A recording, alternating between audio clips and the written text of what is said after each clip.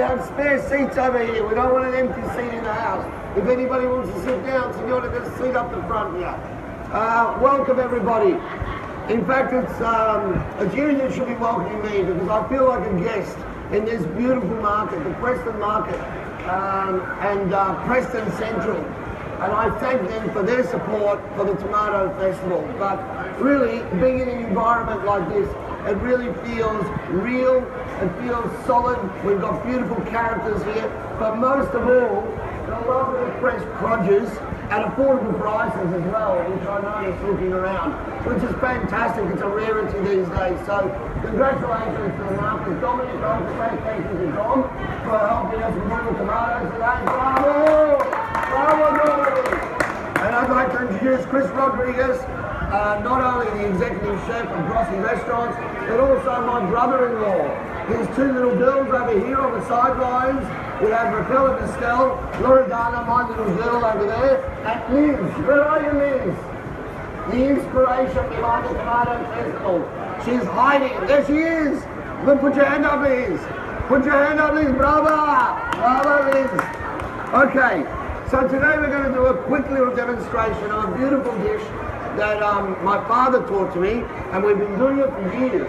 It's kind of like a southern Italian dish, which we really love. He was from Puglia, excuse me, the south of Italy.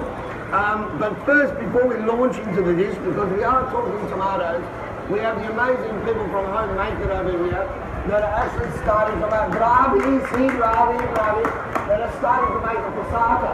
Now they're going to be at the Tomato Festival, and they will be making all this beautiful passata all day long. And yes, you can all join in and make your own passata, and you get to take your own passata home, don't you? You're allowed to take your own passata home that you make, which is great. So you can have beautiful, fresh passata, the celebration of the bounty of the season. Tomato season is a little late this year, but it's finally here. So on the 19th of March, you can come to All Nations Park in Northcote and celebrate the Tomato Festival with us. We're going to have amazing street vendors there selling street food. We're going to have great chefs doing demonstrations all day long. We're going to have smart people talking about agriculture, the earth, the soil, and growing things in a fantastic way, which is really important.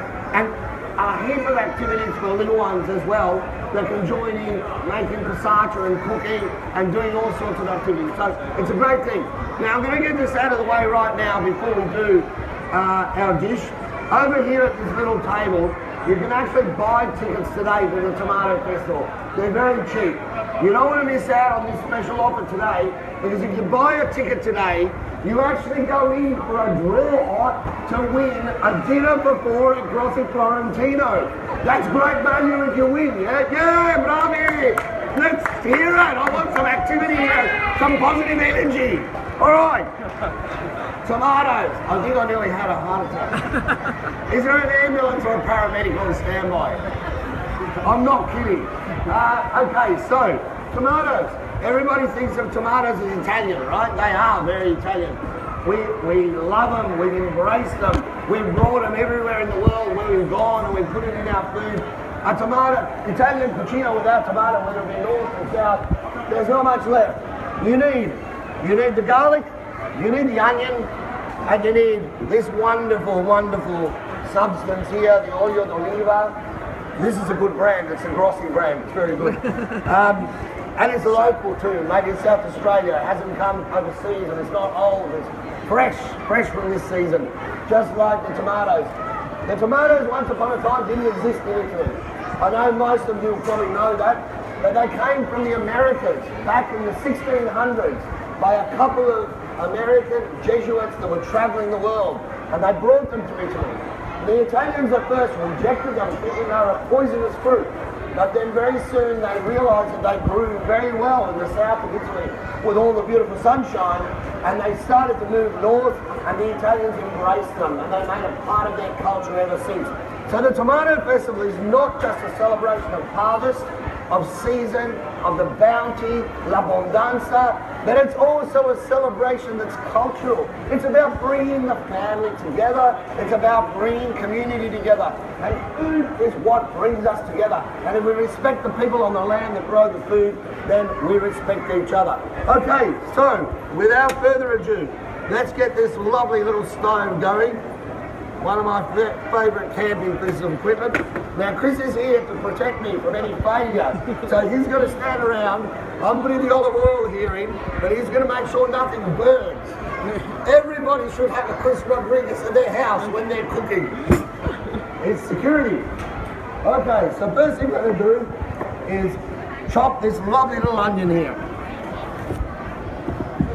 Always sharp, Wüsthof knives, German precision. I don't work for them, I just love them. Okay, so we do a nice fine little chop here. Cutting the, can everybody see that? No, I'll block the view. Cutting the onion like this so we can get a lovely fine chop. Now doing it like this is very important because what we're doing is we're not crushing the onion by really macerating and chopping it. We're chopping it into the size we want right from the start. And you know why that's really important? Because the more you sort of squash the onion, all that lovely juice leaks out of the onion. That's the juice that makes your eyes cry. So if you cut it like that with a very sharp knife, you don't cry or wear glasses like me. So we'll pop this in here. Starting to sizzle already there. Chris is somewhere around me watching that, so it doesn't burn.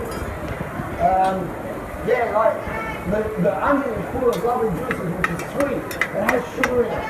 So the idea of what we're doing here is we're going to get this going and we're going to let that caramelize. So all that lovely sweet juices and sugar that's in the onion is going to start to caramelize and give us lovely sweetness. We don't want to add sugar into a tomato sauce or into a dish. We don't need to do that because we're Italian. We know how to cook. We know how to work with our produce and our vegetables. So we get all the sweetness from there. We have a clove of garlic here. Just going to give that a quick bastonata. Does everybody here understand Italian? Hands up who understands Italian. Oh, we've got 1, 2. I'll keep it in English, so 3. So we've got a lovely clove of garlic here as well. Do a lovely little chop. For the kiddies out there, always keep your eye on what you're doing. Never take your eye off what you're doing when you're dealing with sharp knives. I did that once on TV for a joke and I cut myself. Live TV. It was really embarrassing. I'm not going to make that too fine, it doesn't need to be. Put that in there with Chris's onions that are sizzling away. They're really sizzling away there, aren't they? They are. I can smell the sweetness already. It smells fantastic. I'm going to put a chili in here because I love a bit of spicy life. The gentleman over here loves a bit of spicy life. Now I'm not going to chop this very finely at all. I'm just going to put it back. Okay. Now, what's the tomatoes? One of the tomatoes' best friends? Basil, basilico. It's one of the tomato's best friends. Mr. Tomato loves Mrs. Basilico. Now, I'm going to give this a really rough chop. And pop this in here as well. And of course, I love fresh, beautiful, flat leaf parsley. Not for decoration, for flavour. We can put some on top later for freshness and flavor and decoration, but for the flavour, we're going to put some in here right at the start of our cooking process, so that it has time to infuse in that beautiful sauce that we're making here today. Just give that a quick chop. This is quite a rustic dish, so I don't have to be too fine. I don't have to be too fussy. I'll put that in there. They're coming along beautifully, those onions now. Now another thing in this dish I love for fragrance and freshness is a bit of limone. But that means lemon when I'm not Italian speaking. But I don't even need to put the juice in there. All I'm going to do is put some of the skin. Use a microplate grater, which is perfect for this job, because it just takes ever such a light layer of the lemon off, so you don't get the bitter pith, you just get the lovely fragrant lemon zest. Very zesty. Okay, and now what we need to put in here is this wonderful ingredient here, which I love. Now this is from Sardinia, and it's actually imported from Sardinia.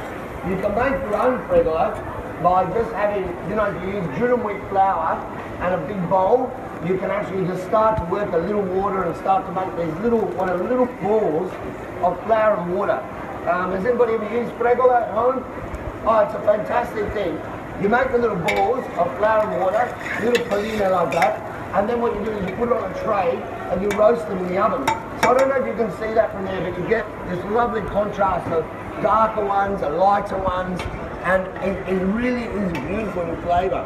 It takes a few minutes to cook, so because our mussels are quick, what I'm going to do is put the fregola in first, because this actually helps to thicken our sauce and also provides a beautiful texture, because it's like eating little balls of pasta through your little braise. Not too many, because they do swell up a lot and they take a lot of the juice in. Okay, the next thing, one of the most important things, is I'm going to put some vino bianco and I'm going to put some passata. And I brought my own passata. I won't take that home with me today, because the lovely kids over here from Home Maker have just made some beautiful fresh passata. Ladies and gentlemen, that was a little bit. Don't go away. I want you microphone. I want you here on the microphone. Don't go away, please. Just 2 minutes. I'm just going to ask you some leading questions. Ready? A little bit of vino bianco in there. Beautiful. A little bit of this passata. A lot of this passata. All of this passata. Beautiful. Let that steam up. We'll put a lid on that and we'll let that simmer for a few minutes while we have a chat over here. Okay, now, I just want to ask you a couple of questions, alright? There's a lot of mystery around passata making, which we are going to clear up on the 19th of March, that's for sure.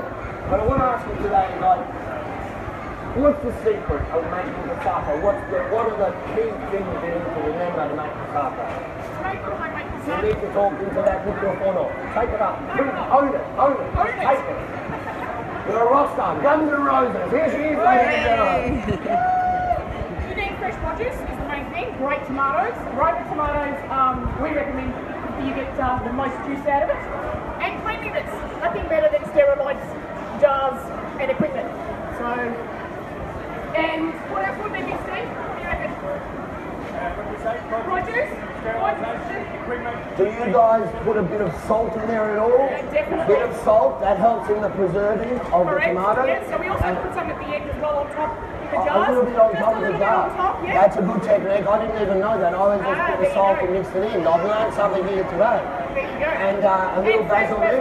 Always fresh basil. A little fresh basil leaf. And then we boil the jars and steam the jars. Yeah, for a good hour and a half. And then you basically let it cool overnight. And then the next day you have your own fresh passata stored away for a year. Thank you. I'm going to talk more at the festival. Thank you, ladies and gentlemen.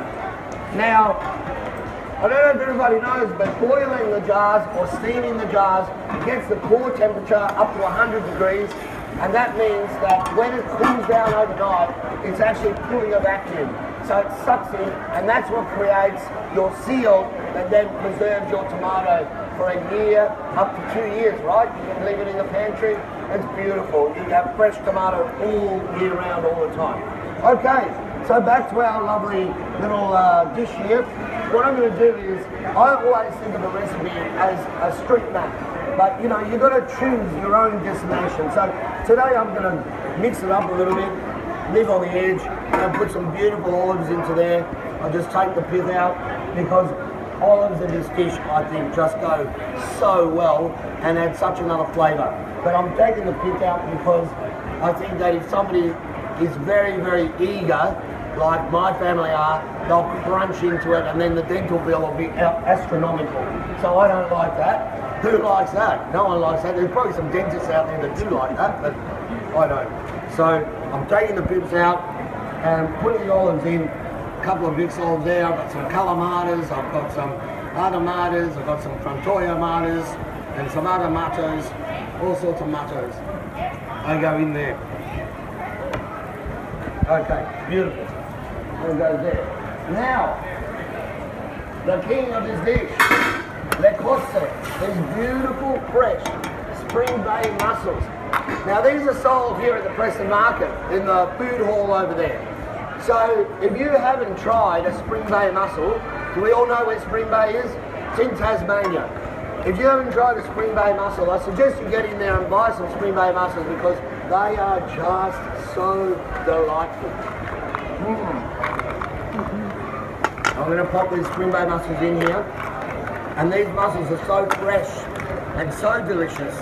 They actually carry a lot of the seawater from Tasmania. Now we all know Australia is one of the best spots around for fresh produce, and I consider Tasmania part of Victoria in that sense because it is so close.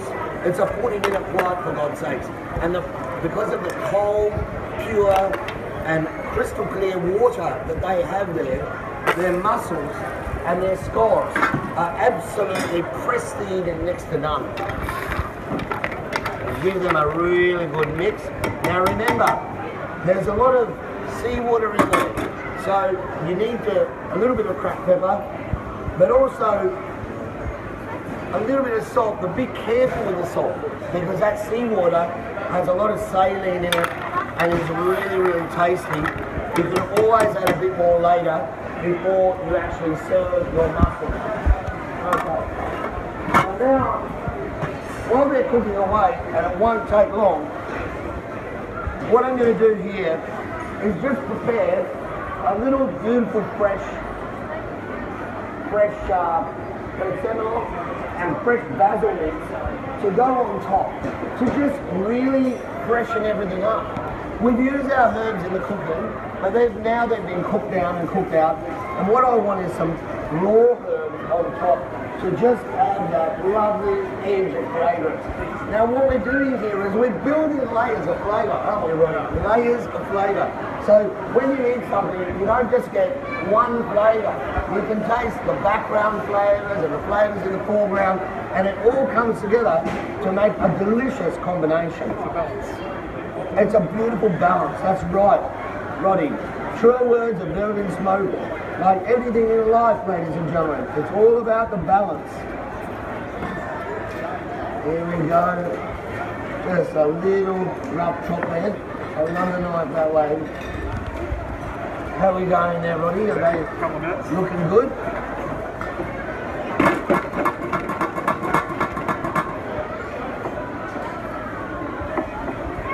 Looking good. Are they looking good? Are they looking good, Ronnie? Are they looking good? Get in there. Okay, that's ready to go. We're setting ourselves up, doing all the prep in advance so we're not rushing at the end. Now Guy takes a drink. Now Guy talks to you about some beautiful crusty bread that's going to go with our mussels. You've got to have it, right? Now this bread is with a starter that's been going, a starter dough, you know, our little starter dough that we made 5 years ago, and it's still going, and we feed it every day. We take very good care of it because we don't want to let our starter die. So every day we take 80% of the starter out, we put back flour and water, and we feed the starter, and the next day it's all bubbling, so there's no yeast, commercial yeast whatsoever. It's completely natural, and you get all these big beautiful holes because the bread gets made over a 24-hour fermentation, and then it gets baked in our bread oven, and it comes out beautiful like this. And it's one of the things that we love the most. Beautiful fresh bread. I don't know if you've ever made it at home, but if you haven't, you've got to try it. It's so rewarding. As I imagine fresh pasta at home where everyone gathers around the table, comes together, and enjoys themselves. How are we going now? Are we nearly there? Oh look, we're very nearly close to there. That's great. I might give them a little twirl. I might give them a little shake around. Go on then. Little twirl. They're good, buddy. They're good. Look at that. And it smells so good too. Okay. Beautiful. Right. Now for the very professional thing. Serving the mussels into this bowl. Roddy, I'm going to call on your skills, please. Okay. There we go. There we go.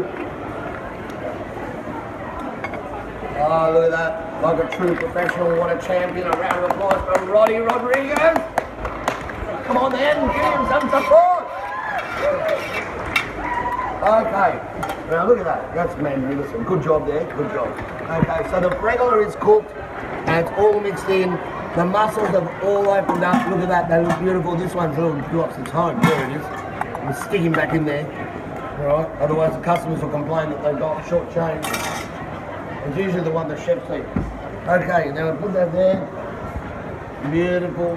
And now, the fresh little mixture of fresh herbs on top of that. And I'm going to finish that off with another little filata of beautiful fresh oil. Oh wow. And then, you know, just sort of stick your little crusty bread around there like that, you know, or just the whole loaf. Because you'll need it anyway, won't you? You know what I mean? You can show it around if you like. Yeah, why not? There we go.